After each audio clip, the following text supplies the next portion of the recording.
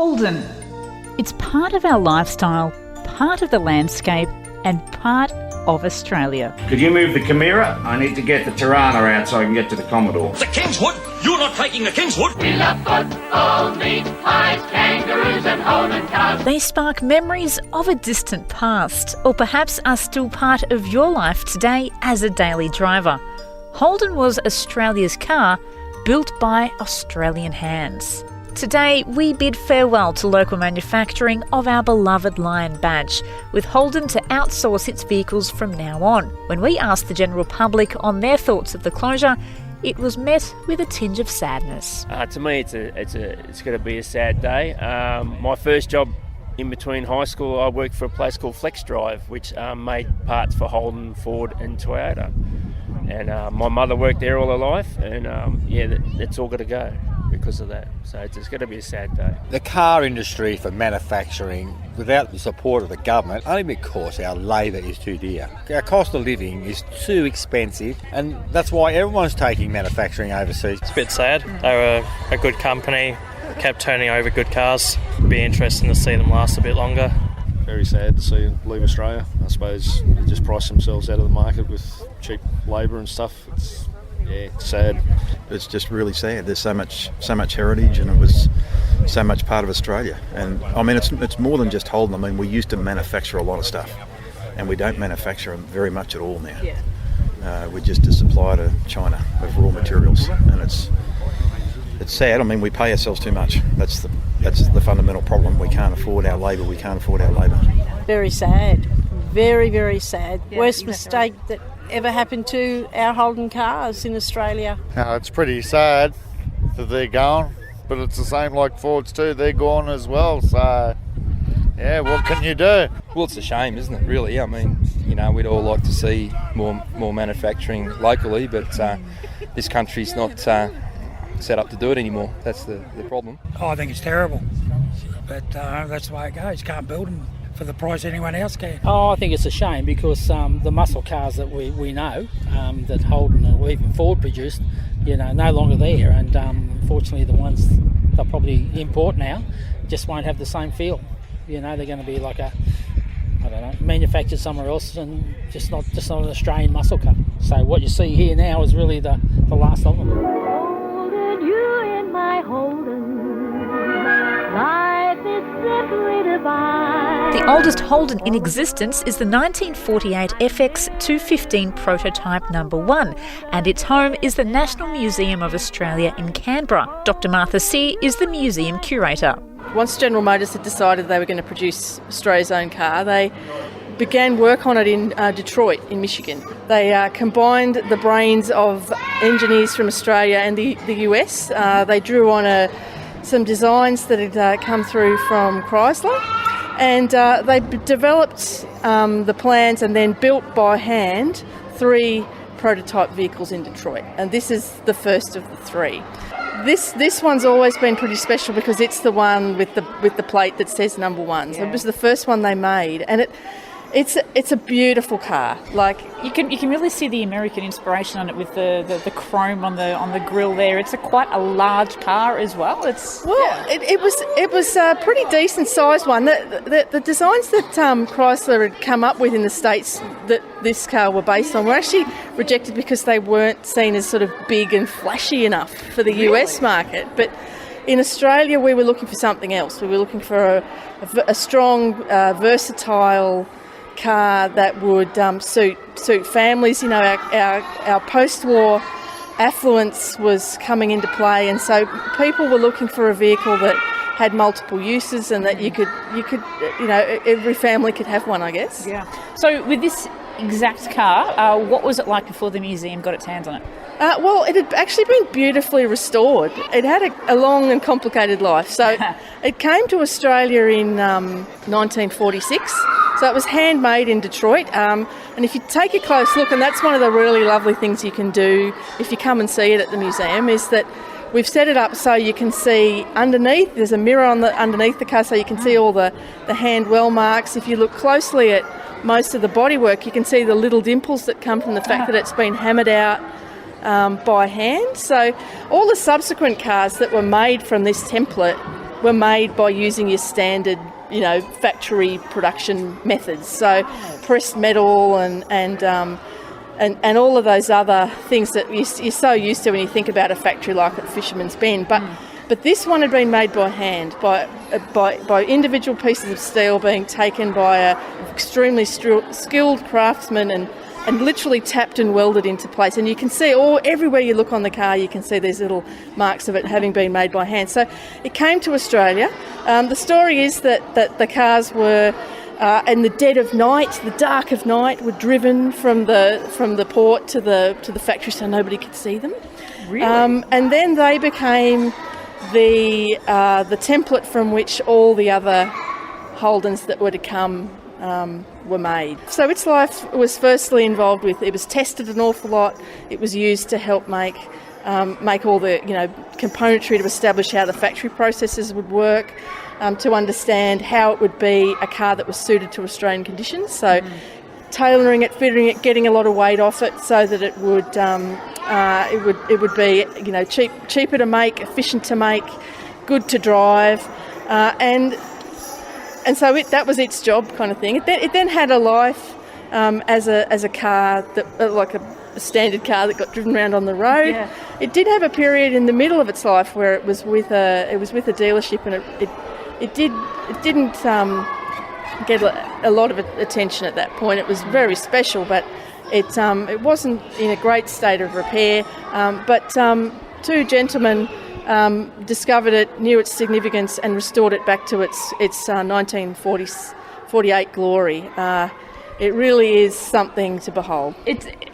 To be in its presence is really quite amazing, especially for Holden enthusiasts. Have you found that it's been getting a lot of great feedback, especially now that we've found that local production is ending for Australia? Yeah, look, the interest in this car is through the roof. It actually sits in the museum directly opposite Farlap's Heart. Oh. Farlap's Heart is probably our most popular object, but this one's catching up. It's just such an iconic object for anyone who loves cars, particularly those people who love Holden. To see this first, fully Australian-made vehicle, the car that people aspired to in the 1950s, and it's just such an iconic vehicle that people come in and they want to know where is it. And then, we've had to put some alarms in. I was just going to say, why can't we touch it, Martha? Well, we'd love to. I guess our job is to make sure it's safe for all of us, for future generations. When we bring an object into the museum, we're thinking 500, 1,000 years into the future. Yes. And so we're trying to, as tempting as it is, even for me as a curator, to want to get in it, to want to run my hand over the beautiful Duco and everything. We can't all do that, because otherwise there'll be none of it left, because we'll all have rubbed it all away. But so we've got some alarms on it. It's corralled a bit, but you can see an awful lot. So you can see right into the engine bay.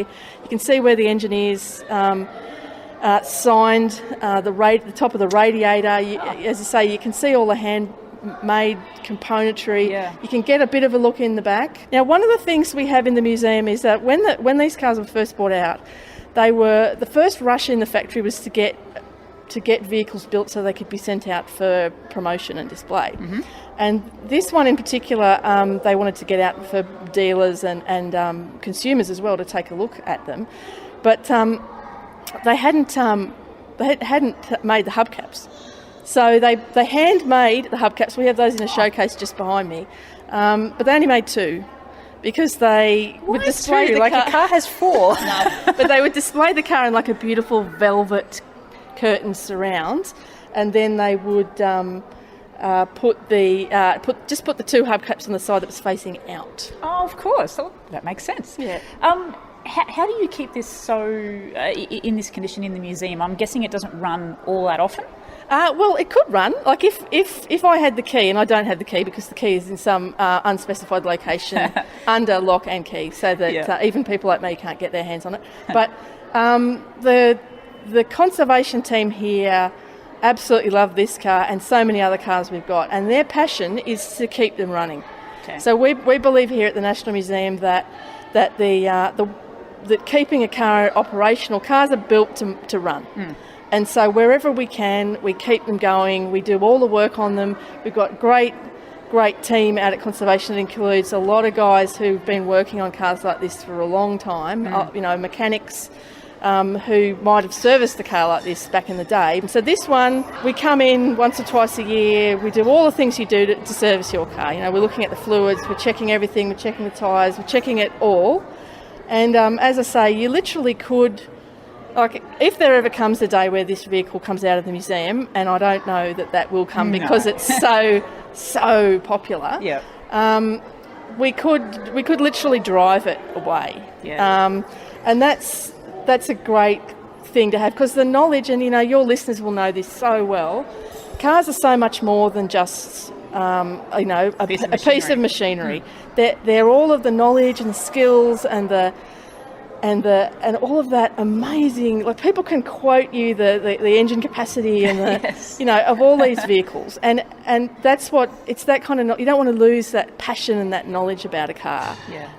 So we're trying to keep that alive as much as we're trying to preserve the car into the future. But it's an iconic object, and Australians are going to want us to be able to present it to them long into the future, because the story, the car manufacturing story in Australia, the Holden story in particular, everyone in Australia's been touched by the car, and by this moment in our history when we produced, we transitioned from the wartime production economy into a post-war economy, where we diversified our manufacturing, and this is one of the great jewels of that era and that aspiration we had. And Martha, I couldn't help but notice as soon as I walked in the entry door, there was a Holden FJ towing a caravan. What's the story with that one? So we have a Holden FJ as the one of the iconic pieces at the opening of the museum. It's just a car that people really connect with. But that FJ has a great story. So it was bought by a lady named Molly. And she lived at Tharwa, which is just near Canberra, and she bought the car as a replacement for the horse and sulky that she and her husband had been using to get to and from Queanbeyan, where they went to do their shopping and all the other business of the day. And Molly kept the car meticulously. She actually took the rugs and the blankets from the horse that had pulled the sulky, and she used to put them on the car at the end of the day, I suppose it was a habit for her just to take care of the horse and then to take care of her shiny new car. Molly used the car for quite a long time, but the story goes that once there were more cars on the road by the 60s and 70s, that it was a bit harder for her to navigate the traffic lights and the traffic and everything. And at that point, she retired the car from driving around, and that's why it was one of those cars that we just really wanted to get. It's a one owner. Oh yeah, one lady owner. What? As far as I know, it may have been. She may have sold it to. I think she might have sold it to the man who was servicing it for a little while, but then. It was in just such great nick and just a beautiful representation of the FJ that we couldn't resist getting that one. It's in absolutely pristine condition, and as you say, in the hall, it's pulling a pink caravan. I don't know that Molly ever used it to pull a caravan, but I think all of us have that memory of the 50s. The packing the family in the car and heading off for a road trip. So. Again, people love it. A more domestic story, perhaps, than the FX. But nonetheless, one that our visitors are really connecting with. From the first Holden to the last, 2017 saw Holden release 3 limited edition Commodore models, the Motorsport, Director and Magnum. Chris Thompson from Ballarat in Victoria is the proud owner of a Director. We waited a long time, so it was ordered 9 months before we got it. Especially when we went to put the original order in, they kind of said that wasn't going to be much of a chance of getting one. And then we got a call saying, yeah, you've secured one of the last kind of Holden Directors, so we kind of jumped at that. So far, it's everything we wanted it to be. We thought when we originally got it, it was quite quiet and all the rest of it. I always had plans to kind of modify bits and pieces and kind of make it my own, like a one-of-one kind of thing. Yeah. Shall we go for a ride? Yeah, why not? Yeah, so you can actually start this from the outside, yeah? Yeah, you can. All right, let's have a listen.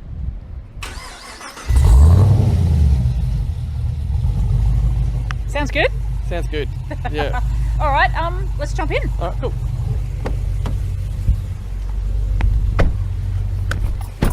What's under the bonnet, Chris? So we've just got the factory LS3, but we've got some pacemaker extractors, a complete custom exhaust system, some Higgins CNC ported heads. That's what we've done for the moment. And then we'll be putting a Magnuson supercharger on it tomorrow. Oh! Yeah.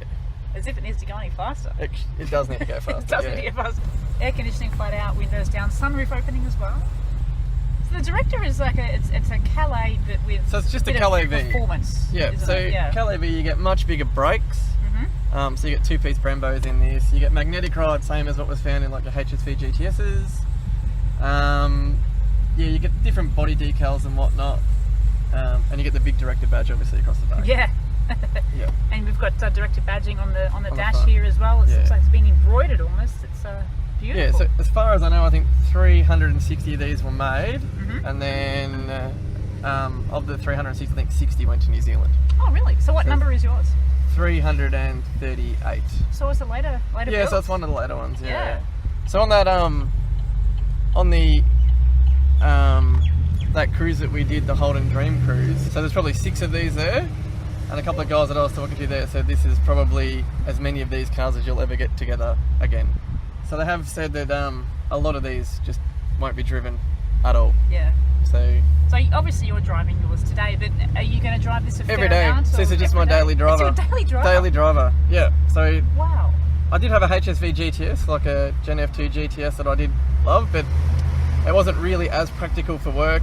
It was a little bit lower than this. It kind of scraped it on a lot of stuff and whatnot. Yeah. So I sold that, and then I thought, well, just a standard looking Commodore that just looks like a Calais V really. And then, you know, I'd have a little few go fast bits here and there, and if people actually know what it's about, you know, people obviously know. Yeah. It does get a lot more attention than I thought it would. Really? Yeah. So kind of, I filled it up 4 times now, and at every service station I filled it up, someone has asked me a question about it. Speaking of fuel, what's the economy like in it? Good. Yeah. So we did 9.9 litres per 100 on the trip back from Adelaide last night. It's pretty good. Which wasn't actually too bad. Yeah. So we thought it was going to be significantly worse than that. Yes. The guy doing all the work for the supercharger and whatnot, he thinks this is probably the worst it'll be. With the supercharger, they run a little bit more efficient. So it'll probably get a little bit less than that. Okay. Until you bury your right foot.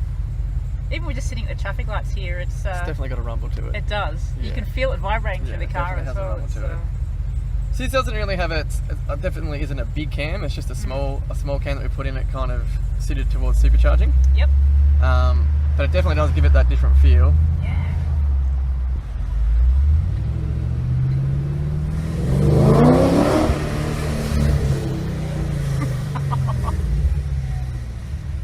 Can't beat that sound. I don't think so. No. So what's your history with Holden, Chris? Have you always driven them, or is it sort of just taken your fancy lately? Yeah, so I started off, I've had a heap of different cars. So I had an RX-7 when I was younger. So I really liked, you know, little engines that made a lot of power and all the rest of it. So I had rotaries for quite a while. Yep. Yeah, then I had a Calais as a company car.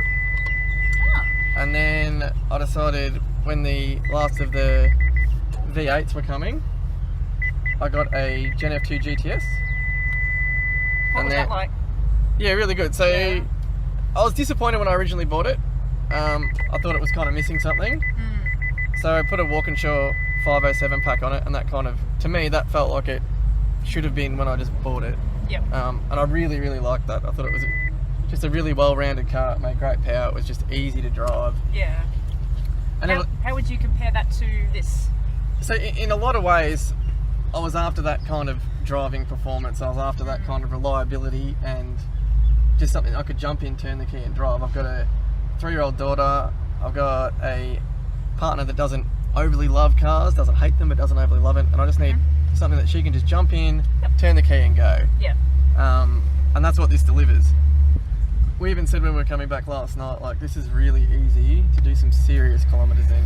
Like, you can just kind of sit back and off you go.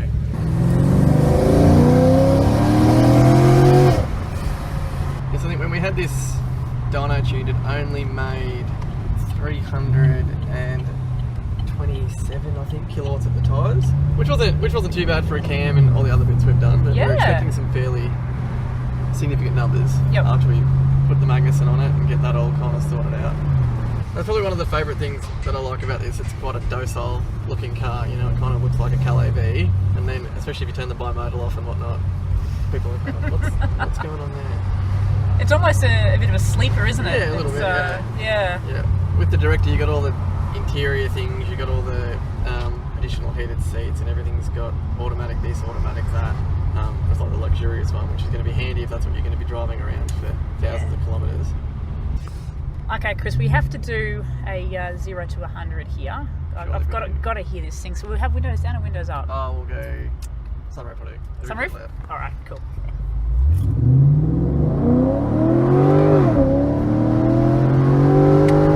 That'll be 100. Oh. It could just keep going, couldn't it? Yeah, it definitely doesn't run out of legs.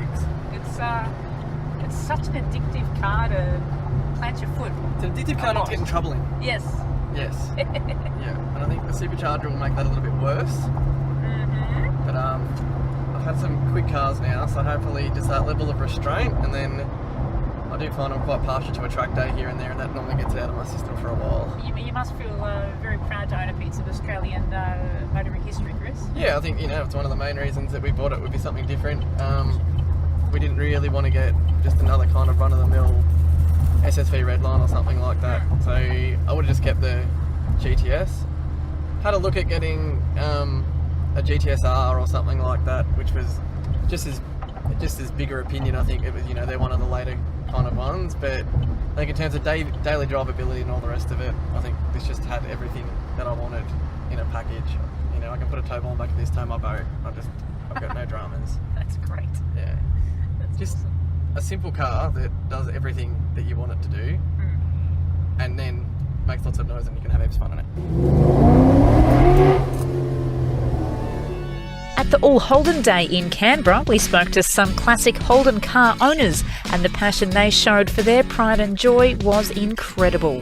Hi, Jack McGrath. It's an EH Holden, 1964, owned by my father.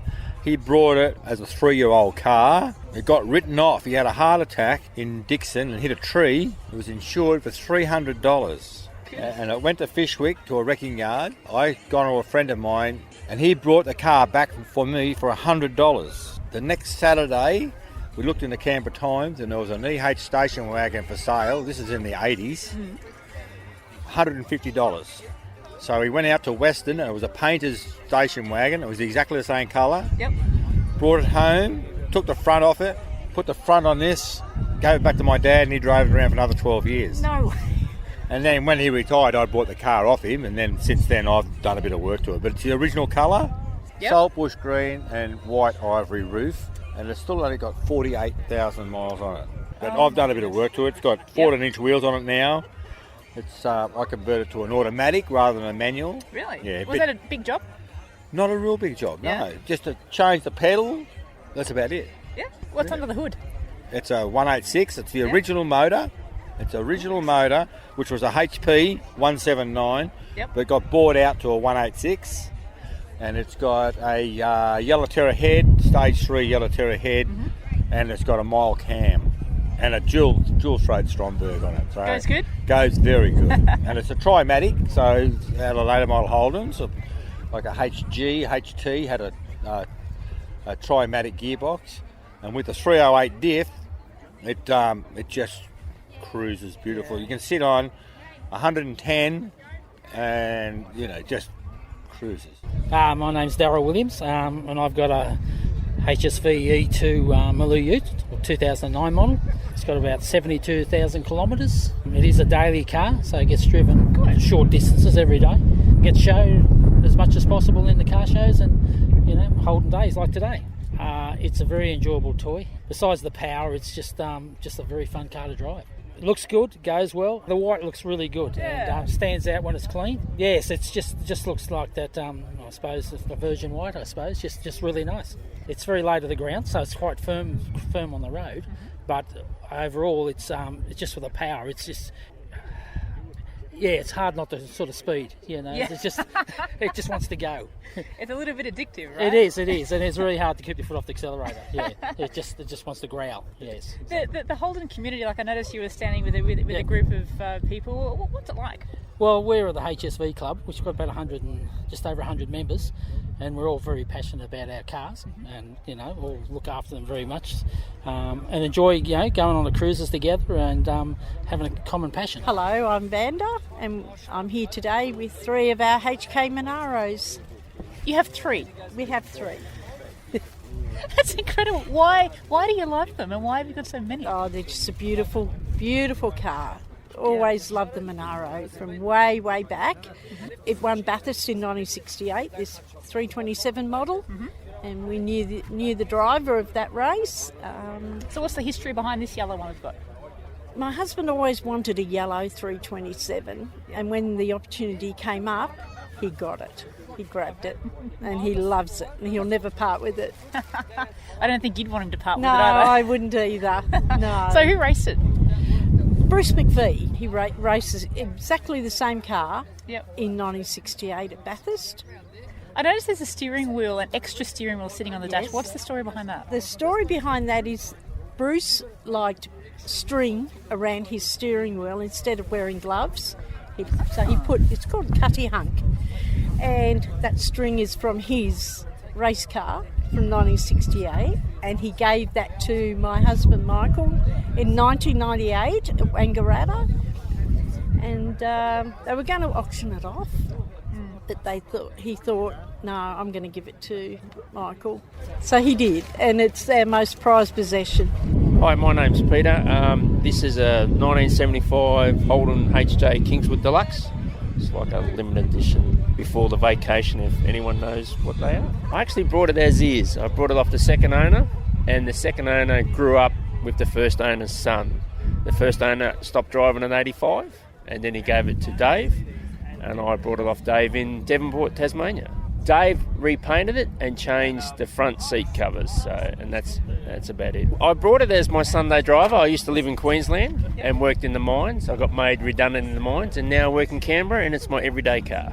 I had one when I just got my licence. I had the car next to us, which is Jade Green. 30 years ago, I took my wife on our first holiday in one. Yeah, I brought this for our 30th anniversary by coincidence. I'm originally from Melbourne, and we drove to Canberra as our first holiday around the Snowy Mountains, and here I am 30 years later living in Canberra. It's the standard Holden 202 high compression with what they call a trimatic automatic gearbox. My name's Lloyd Baker, and I'm here with a 74 SLR 5000 Tirana. You're babysitting? I'm babysitting for my brother-in-law John Ender, yes. It's a ground-up rebuild. It's all stock standard, everything's original on it, and it's as it came out of the factory. It's just a 308 it came out with. Oh, they're just awesome cars. Yeah. Just fun to drive, goes well. Okay, my name's Brandon. I'm the owner of a VK SL Group A Commodore here. It's a HTT product. It was 11th of 85. It was produced by Holden, and it came out of HTT, I think it was February 86. Well, the paperwork there I've got says it's one of 50. There's about 23 made in white, and so it's one of those. But HTT produced cars of different types, but obviously mainly Commodores, and VK was one of the most popular at the time. I've owned it for a lot of years, but I haven't used it very much. So I look after it the best I can. It's actually signed by Peter Brock on the dashboard. Is it really? Yeah. Wow, so you met the man? No, I didn't. That was before my time. Oh, right, yep. I'm I think the fourth owner of the car. Okay. But it's in original condition. Wow. Might have had a few minor touch-ups, but it's as it was. Yeah, so I noticed a 5-litre V8? It's a 4.9 litre 4.9? actually. Yeah, right. They made a smaller motor when they went to Group A racing. Okay. They produced that for Bathurst. Have you raced it? No, I haven't raced it. No, I look after it too well. I haven't had it out. I literally haven't driven the car for about 10 or 12 years. Oh my goodness. Yeah, it's been wrapped up. They're not making them anymore, and as you know, Peter Brock's not around anymore, so HTT was obviously something that was really popular. Name's Alan Casey. It's a 1968 HK Monero. original 307 GTS. Had it for 20 odd years, still ongoing work. It never stops with a classic car, though, does it? Never. It never stops. Well, what have you got to do to it now? Oh, just find some more of the hard to get bits, finish the engine off, put the original engine back in. Yeah, just all those little things that take time and money, which we have neither of. So what have you done to the car over the 20 odd years you've had it? Full restoration from the ground up. Bought it as an empty rolling shell, no motor, no panels, no bumper bars, no material, no door trims, no nothing, and just slowly pieced it together over the last 20 odd years. Are you surprised as to how high the value of these are going up? Yeah, we're only talking about that today. It's gone crazy. We'd never be able to afford to get into one now by trying to buy one and get going. The young bloke might get some value out of it. Richard Filazzo is GM Australia's design director and has been working with the company since 1988. He has contributed to every Commodore since the VN and was responsible for Holden's most famous concept car, the Effigy. We spoke with Richard at Motor Classica in Melbourne while standing right beside the car. I remember doing a little sketch, which my colleague still has. We were just musing over it one day, a good friend of mine at work. We thought, gee, with all the resources of this place where we can design and build something, wouldn't it be great to do a cool custom car with these sort of resources? So I just scribbled something down, and many years later, we had done many concept cars for Holden, largely Commodore based. And we're thinking, what next could we do that's a bit unpredictable? So we thought, wow, 50th anniversary of the FJ is coming up. That's such an iconic Australian car. So we thought, that old idea, why don't we make that into a modern thing? So that's exactly what we did. We took the DNA of that FJ, gave it a name, Effigy, which is a bit of a play on words. So it's an effigy of the FJ. And then we went about stretching it and slamming it and making it look like a very, very elegant car of the 40s and 50s. So if you had our way back then with a luxury coupe, what might it look like? When you originally took the design to the boss, what did he say? Was it like, you're absolutely crazy? Because it would cost a lot of money to make something like this, wouldn't it? Well, that's exactly the case. And some nice sketches there. Wow, that looks cool. But gosh, how do we sell this? It's clearly not for production. It's just a bit of fun. And normally our concept cars can cost around $2 million to build. So wow, how do you justify that? And I thought, well, there's enough guys in this department who just love doing this. So if I can engage them, and we'll do it on the side as a labour of love, how about we take out the labour component, which is the largest part of it, of course. And that's what we did. We made a full-size clay model. We found a Corvette at the proving ground. It was going to get crushed. And we said to the chief engineer, are you going to eat that? So he didn't eat any more. So we took the body off that. So we had a great underbody, which we stretched and manipulated. And we got to a point of no return where, seek forgiveness, not permission. We said to the boss at the time, look, we can join the dots now for about $200,000 for the bits that we can't make ourselves. And that's great value in terms of concept cars. So, normally they will cost millions. Yeah. So he said, great, that kind of money, this is a great story about the passion of the people that work here at Holden, both in design and engineering. And it became a showcase for that passion and that ingenuity. And I tell you, it's been our most successful show car ever. So it really goes to the point of, if you give people what they like, they will keep coming back in droves for it. Yes. Just before it was unveiled to the public, what were the emotions going through your head? Were you nervous or excited? What were you feeling? You're referring to when we unveiled it in 2005? Yes. Yeah, I had some mixed emotions because I knew it was a beautiful outcome. And we were releasing it at the 2005 Sydney Motor Show, which is normally modern production work. But in the back of my mind, I felt people who come to these shows love cars. And if they love cars, I think they're going to love this. Yeah. And it's something for everybody. It's modern, but it's also retro. It's beautifully sculptured. It's packed full of technology, actually. Really? Yeah, and some of the technologies involved in this car were not even on production cars. Like what? Well, for example, all the lighting is all LED. In 2005, that was new. Wow. And we engaged with Osram in Europe. And they wanted to showcase their new technology, headlamps and LED. But, what better way than in a show car that grabs attention? So they did it all for us, and they donated it with the understanding that they can help promote it through their own media. I said, no problem with that. And they came up with some really ingenious solutions. For example, on the headlamp, there's just 4 tiny little LEDs, but they're so bright they'll burn your retina out. And they came back to me and said, it's getting a bit hot. We may need to cool it. Wow. So they are fan-cooled headlamps. Yeah, Really? It's a first. And I think now there are production versions of cars that have fan-cooled. There's touchscreen technology all the way through it. At the time, that was not prevalent. Lots of other little things about it that we wanted to showcase. So it then became something for everybody, as I said before, where popular mechanics type magazines or custom car aficionados or just classic car aficionados would appreciate what we've done here. Yeah. Apart from making effigy, what's one of the other highlights for you in the years you've been working with Holden GM? Oh gosh, many actually, because I've been there for 30 years, as I said. I've been involved in just about every Commodore since the VN. I worked in the States, which is a great highlight, in the Starling Studios in Detroit. I've been closely involved with a couple of our local products that are dear to my heart, like the WH Statesman, but even more so is the Sport Wagon off the VE body. Yep. That took a little bit of lobbying just to get that over the line. And that's my favourite Commodore. Well, I'm glad you say that, because at the time we just weren't sure, because the whole trend was SUVs. We thought, well, that might be the case, but there's still a market for a really good-looking wagon that can be functional, yet very fashionable. You redesigned the Holden Lion badge, what was it, 97? 94, actually. 94.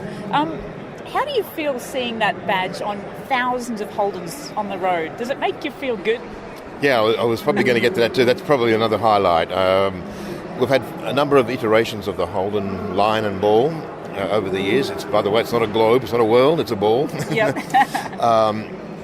And time came in the 90s where we wanted to commonise with our partners around the world and putting it in a roundel. And we thought it was time to freshen it. And I was asked to have a crack at it, and I thought, wow, that's quite a privilege. I mean, this is such an iconic badge, and everybody knows it. You take that badge to a trivia night at any school, and they'll say, that's Holden. Yeah. That's something you need to maintain. It's one of those constants. But it slowly evolved. And part of the triumph was it wasn't so different from the previous one that you wouldn't recognise it, but it was fresh. Yeah. And look, we haven't felt the need to change it. We've probably updated it slightly over the years, but it's still the same badge. And very, very proud when you see thousands of them on the road. What exactly is next for you? Now we've got the October 20 local manufacturing wrapping up. What's going to be next for you?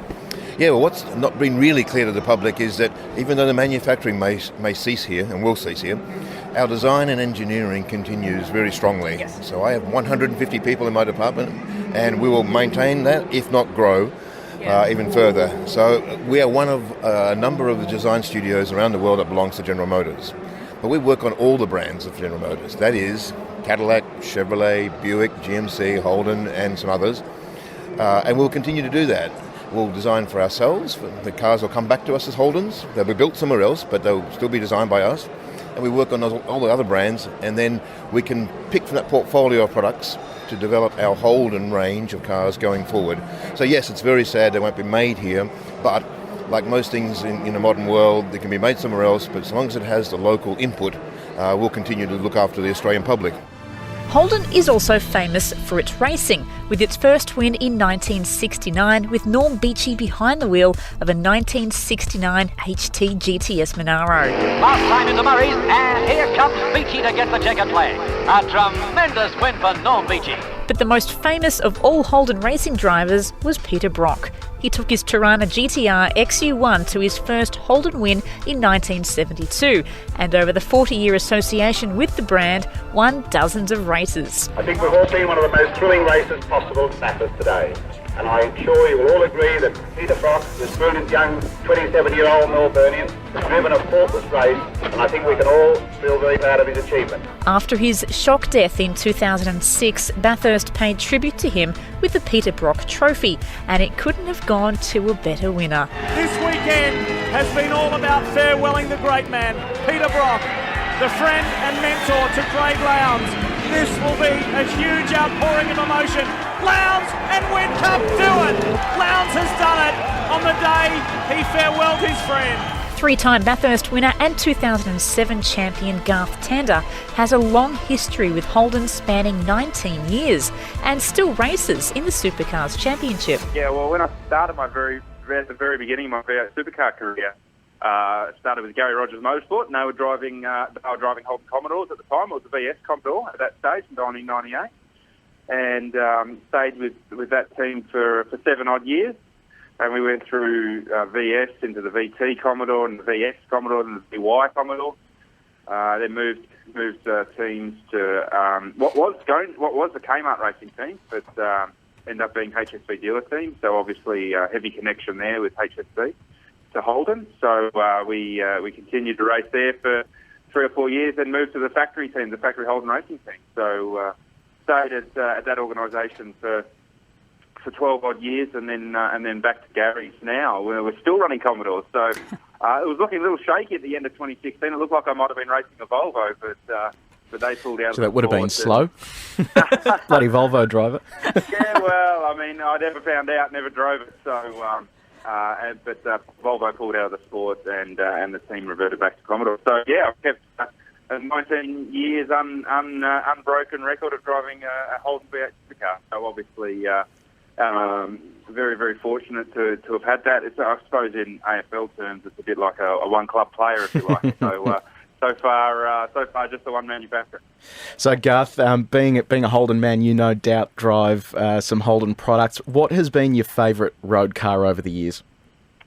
Oh, look, I drove a lot of the Holden product over the journey, and I was really fortunate. I mean, I got to drive some very cool cars. I mean, I remember when the VT SS came out with the 5.7 litre engine in it. That was like Christmas. That was. I was about 23 or 24 at the time, so that wasn't a bad company car.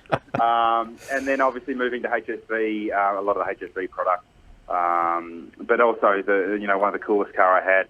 Which is still the Holden, was the CB8 Monaro. I really, really enjoyed that as a car. That was pre-kids, so it was just me and my wife Leanne, so we didn't have to worry about the back seat, and really enjoyed that car.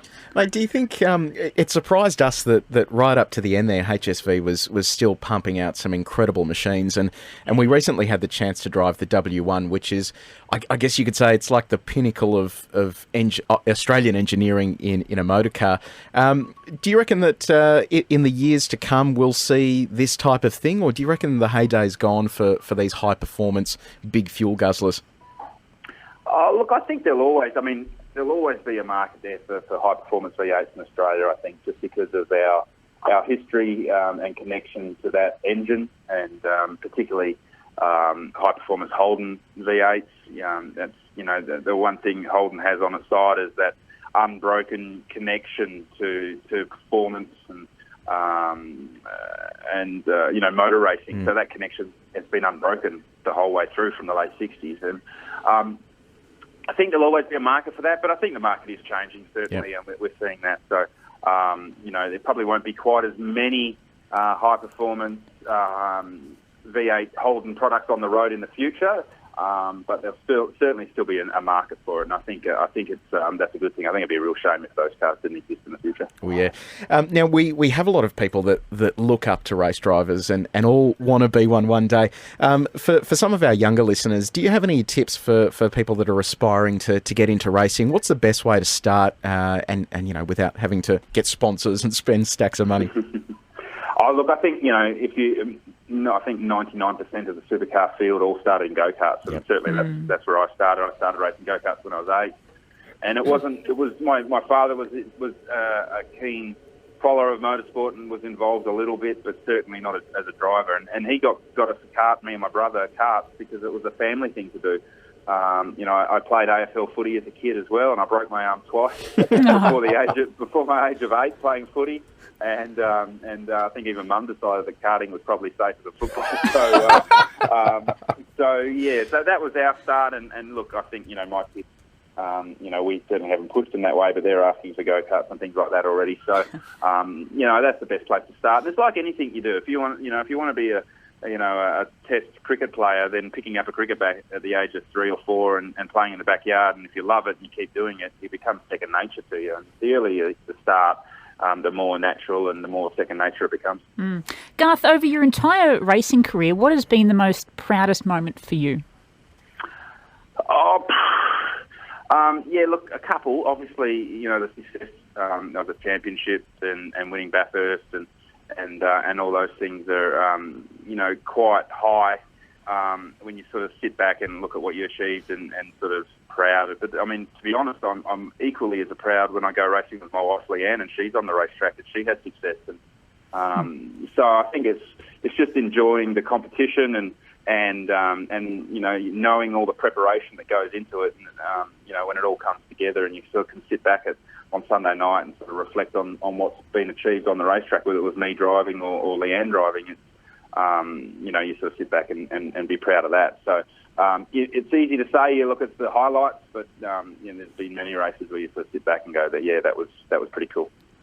Mate, we're obviously going to see some big changes to the supercar series over the next few years in terms of the cars being driven and the calendar as well. What are your feelings and thoughts towards where the championship's heading over the next couple of years? Is it a feeling of optimism and excitement, or yeah, how are you feeling about the big changes to come over the next couple of years?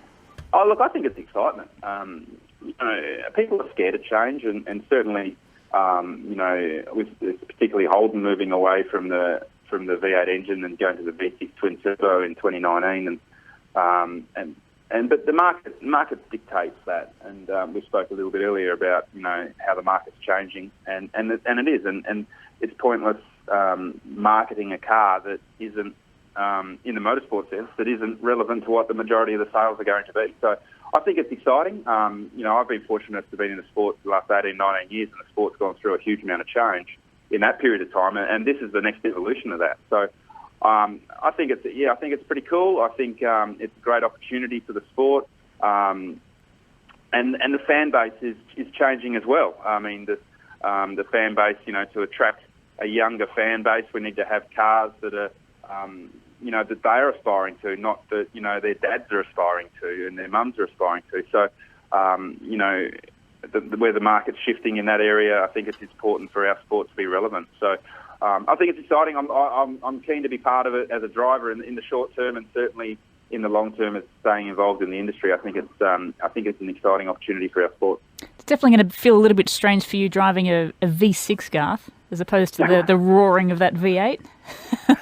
Yes, it is. But, I mean, at the end of the day, as long as it makes enough power, and that doesn't really matter. I mean, I've actually spoken to a few of the guys that have driven that engine already, and they actually say that the power delivery is very, very similar to what the V8 is. Oh, so, wow. Although the engine architecture is very, very different, you know, to obviously a V6, twin turbo, all the rest of it, it's actually, you know, they said from a response point of view and the power delivery, you couldn't really tell the difference. So I guess really from my point of view, it's not going to be a lot different. It's just going to sound different on the outside. So yeah, look, I haven't heard the car live on track. Apparently they're running the car at Bathurst, so no doubt there'll be a lot of people sticking their head out of garages as it goes past doing demonstration laps. So we'll have a listen. But I think I'm looking forward to it. I mean, like I say, I've driven a V8 engine in a supercar for 19, or will be 20 years by the time we get to 2019. So something different will be really exciting. Holden's chairman and managing director, Mark Bernard, kindly invited us into his Port Melbourne office to reminisce on his 3-decade involvement with the brand. So I started at Holden back in 1986, so same year we launched the VL Commodore. I started in the finance function. I worked in the finance function for 10 years, so I saw some interesting things at that time, including going through a joint venture with Toyota. Then moved overseas, spent about 12 years overseas in Zurich, Detroit, Singapore, and then a lot of time in Shanghai as well. What was it like working in the Motor City? I was only there for 10 months, but it's a very, very different environment. It dominates the city, the industry dominates the city. Yeah. And if you go out, almost anyone you meet either works in the industry, one of their family members works in their industry, or one of their close friends works in the industry. Yeah. So very different to here. Mm-hmm. But it's certainly very vibrant around that because of that. Very competitive, but you also tend to hear everything that's going on in the industry as well. So it is a lot of fun. Yeah. A lot of fun being there. So from that point on, where did you go? After Detroit, I moved to Singapore, which was at the time our Asia Pacific headquarters, and then moved on to Shanghai in 2002, just as the the China market was taking off, so I was very, very fortunate to be given the opportunity by General Motors to work in that type of environment. Can you explain a day in the life of Mark Bernard? A day in the life. I'd say the real focus of my job, and when I came back to Holden, there were two aspects of it. And one was to work through the closure and make sure that we looked after the people who have put their hearts, minds and soul into the business and have tremendous passion, to make sure we treated them with dignity and respect. And then the second aspect is making sure we're really, and the best way we can honour those people is to build a really bright future for the company. And so that tends to be where more of the time's spent, making sure we're getting the brand where it needs to be, but really focusing on the product portfolio and also the customer experience as well. So it's really those three aspects, the brand, the product and the customer experience, which it is for most automotive companies, but that's where most of the time's spent. What has been the highlight of your career since 1986? I guess it's hard for me personally, to date, it's probably been being involved in China.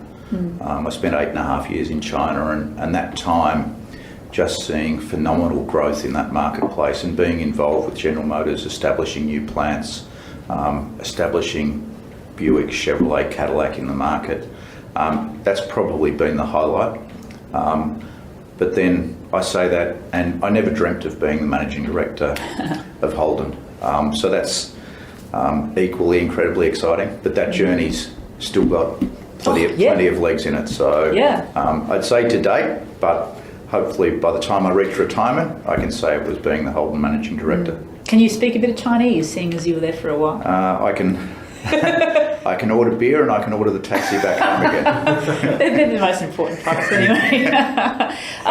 Mark, what is your favourite Holden and why? It's probably the VL Commodore, and at the time it was, when I drove the VL Commodore, it was the most exciting product I'd driven. It was also it was in the year that I joined Holden, and so I think that probably holds a special place in my heart for those reasons.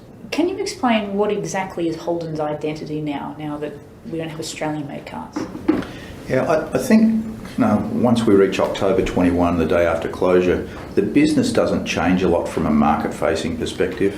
We're going to retain 300 design and engineering staff, and we're going to continue to test cars at the proving ground and make sure they're tuned for Australian driving conditions, Australian customers.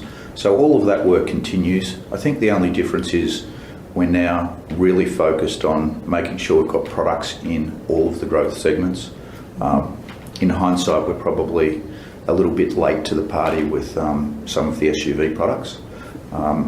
So that's probably the piece that changes. We're much more active in getting products to where the customers are. Which Holden, past or present, you think best represents what the true Aussie spirit is all about? Which Holden? Is definitely the Commodore. Yeah.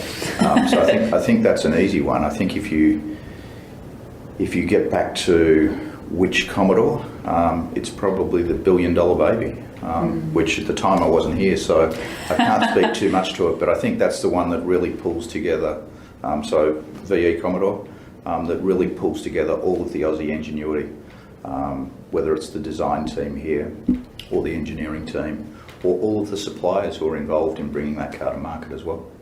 It's incredible. I went to an all Holden Day show in Canberra just a few weeks ago, and there were new and old cars there, but everyone had just the one thing in common, which was passion for Holden, and that's something, as you said, I don't think will fade. And it's interesting, having worked overseas in a number of countries, there's no country anywhere where there's as much passion for any brand, and that's any brand in the industry. But within General Motors, the Holden brand, whether it's our fans, our customers, or the people who work here, or our dealerships, this holds a very special place in everyone's heart. Only days from the Elizabeth plant closing, the Holden Dream Cruise was held for all Holden enthusiasts in South Australia. Car Advice's Paul Marrick attended the farewell drive. It was an incredible experience. So I was expecting just to see a whole stack of cars doing a cruise to something, and I didn't think it would be anything sort of too spectacular. The turnout was next level. So when we arrived at Elizabeth, they had the cars set up across this huge shopping centre, set up in different zones. So everyone was grouped together with their particular type of car and when they registered. And the variety of cars was incredible, along with where they came from. So you had people that had driven from Victoria like us, people that had driven from Western Australia. It really was a cool mix of cars. But it then took an unexpected turn when we left for the cruise. Literally the entire 11-kilometre circuit was filled with people. Like, you could not find a spot where there weren't people, aside from, you know, a minor stretch on a main road. Yeah. People had their barbecues out the front. They were celebrating all of these Holdens coming past and celebrating, you know, manufacturing in Australia. It really was quite an emotional experience. What was the feeling amongst all the Holden fans there, Paul? Look, I was expecting it to be quite a sombre mood, but everyone was excited. Like, everyone was sad, but also excited to have like-minded people together. I was expecting to see skids and burnouts, and I literally did not see one. So really? Everyone was Good. there to celebrate what was. They had 100-strong show and shine at the final destination. 30,000 people attended. And wow. That well and truly exceeded expectations. Like, you could not find an empty space in the car park. It was absolutely incredible. So it was great for me to be part of that, and I appreciate sort of being given that opportunity to ride right at the front of the pack. And it was good to see so many people soaking it up and celebrating Australian manufacturing. Yeah, you actually drove from Melbourne to Adelaide in a Holden with a group of Holden mates as well. What was that like? Yeah, that was cool, because we left Melbourne at 4:30 in the morning, and I had a friend there with a director, a friend with a Maloo R8, and I was in an SSV Redline. We also had a Kia Stinger there, but let's not talk about that. And we made the pilgrimage across, and the coolest bit was, as we were driving, you'd see other Holdens that were part of, you know, the pilgrimage. They would join our queue. So when it came to overtaking, no one overtook it. Everyone just stuck together. So our convoy grew bigger and bigger as we went. So at one point, we were like 6 or 7 strong. So it was really cool stuff. And as we were going through some of these towns, it was good to see that that people knew what was going on. They all knew about the Dream Cruise and that we were heading there. So there was a lot of support along the way as well. Yeah. Now, we've already heard from this man in this podcast special, but the Holden boss, Mark Bernard, was also there. He was. I had a quick chat to him because, look, I wasn't there to ask any stupid, tough questions. This day was for the fans, and we just had a quick chat to him about what it means to him and what he thought about the turnout. Unbelievable. I haven't had a smile off my face for the last 3 hours. And I'm sure it's not going to go all day. Yeah, it's just fantastic. And it's so emotional as well. Like, when we were driving out there, I was blown away by the amount of people, but just how excited they are to see the history of Holden in Australia, and then to have it celebrated today. It's good that you guys have put it on. What's inside there? What can people expect once they step in? It's just more of the celebration. We'll put some of the cars in. We'll do a show and shine in there, which is going to be great for people. We're going to have some music on stage, so people will be entertained during the day. It's going to be another great day, and I expect those smiling faces to last all day. Excellent. And in terms of some future products, we've got Bolt in there. We're looking at OnStar, Maven. Are you hoping that sort of people will jump on board with this stuff and see where Holden's heading in the future? Today's more about the celebration of the legacy, but we do also want to use it as an opportunity to explain we've got a really bright future. Yeah, and people have come from all over Australia. It's great to see cars from literally everywhere, including this thing. We're looking at the first Holden ever produced in Australia, the 48 215, 215, I don't know which way it is. Or an FX. Yes. Where did this come from? This is one of the cars that Holden owns.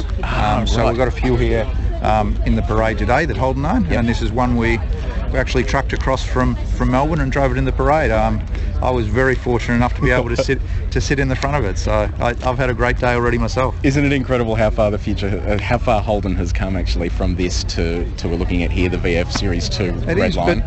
But both cars would look fantastic in anyone's garage. Oh, absolutely. So, Paul, ending on this note, are you disappointed that Australian manufacturing is now completely gone? Yeah, I absolutely am, and I'll tell you why. Because Australian engineers are unique people. Like, I mean, we design and engineer cars that really only make sense and work in Australia. You know, they're big sedans, they've got big engines.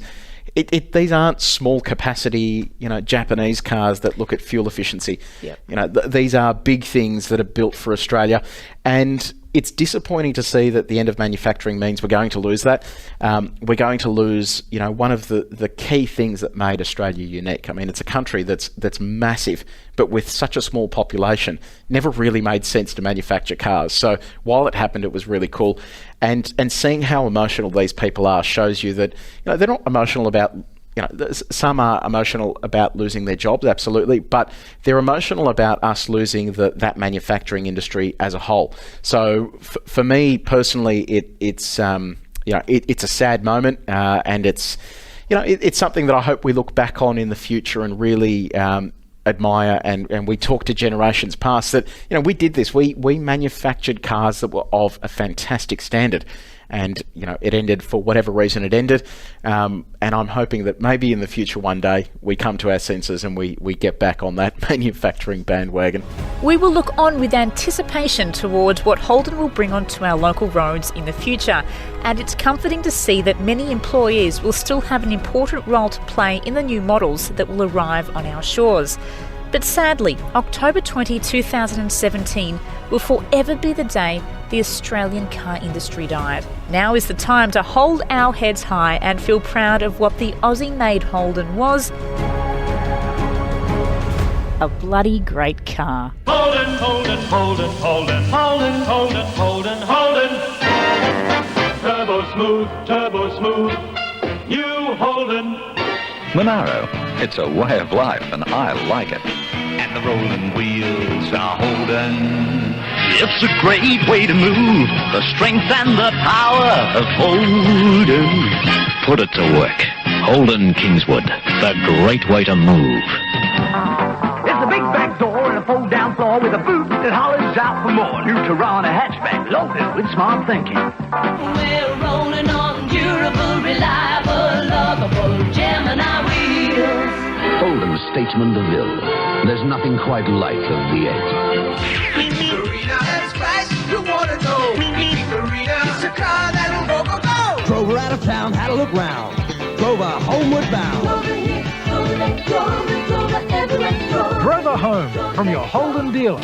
Fuel-injected Holden Chimera. There's nothing like it. Experience world-class luxury and performance in the new Holden Calais Turbo. Gonna get a Holden Nova. It's the car you'll love. The Holden Jaggaroo four-wheel drive family wagon. The most powerful four-wheel drive in its class. It is the most aerodynamic production car in the world. It is Calibra. Astronomical. The new Holden Astra. Holden Astra. Economical.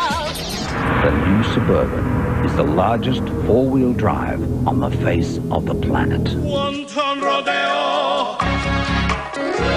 One-ton rodeo. The evolution ends here with the ultimate ute. All new Holden Ute. Go harder. The new Holden Vectra. Now with all the spoils. There's a basic law of nature which says the mightiest will lead. Monaro, game over. Introducing Australia's first four-door ute. Are you ready for a good time? The all-new Holden Crewman. For you and the crew. The new 190 kilowatt V6 Holden Adventure. It's pure Aussie animal. The complete luxury car, where the only piece missing is you. Holden Caprice. Go first class. All new, all-wheel drive Holden Captiva. Go to new heights. From $25,990, Holden Epica. Go in style. Holden Viva. For the family on the go. New Holden Spark. Spark change. Holden Safira gives you room to move. New Holden Trailblazer. Made for trailblazers. The long-range electric Holden Volt.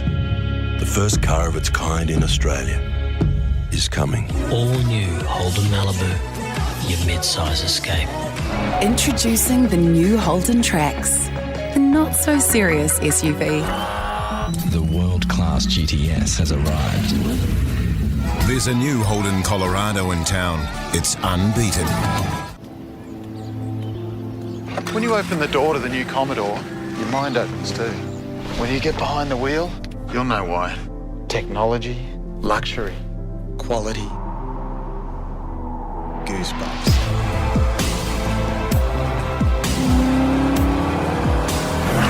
Years in the making.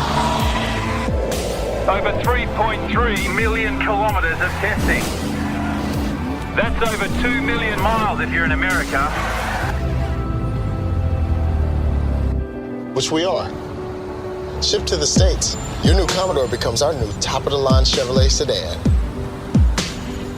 I guess now, there's another lucky country. The most refined Commodore ever leaves the outside world outside. There's technology that you can talk to. Siri, text Anna. I'll meet you out front. Rockstar Park's never been easier. The most advanced car ever created in this country. Redesigned, refined, remarkable. The car that's always turned heads now changes minds. Australian as they come, that's Holden.